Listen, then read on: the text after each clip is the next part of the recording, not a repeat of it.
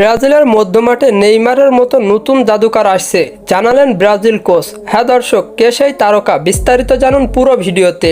নেইমারের মতো আরেক ফুটবল জাদুকরের খোঁজ পেয়েছে ব্রাজিল, এমনটাই দাবি করলেন ব্রাজিলের বর্তমান কোচ কার্লো আনচেলত্তি। নেইমারের পরবর্তী উত্তরসূরি হিসাবে এক উঠতি প্রতিভাকে চোখ রাখছেন তিনি, যিনি হতে পারেন দলের নতুন চালিকা শক্তি।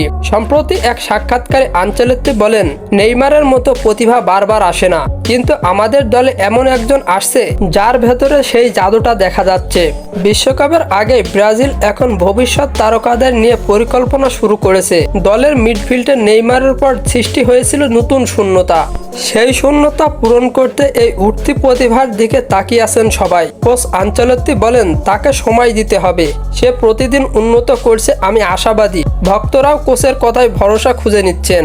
তবে শেষ পর্যন্ত তিনি কি হবেন নেইমারের পর ব্রাজিলের মধ্যমাঠের নতুন জাদুকর? আর সেই সম্ভাবনায় খেলোয়াড়ের নাম তরুণ তারকা লুইস গোমেজ।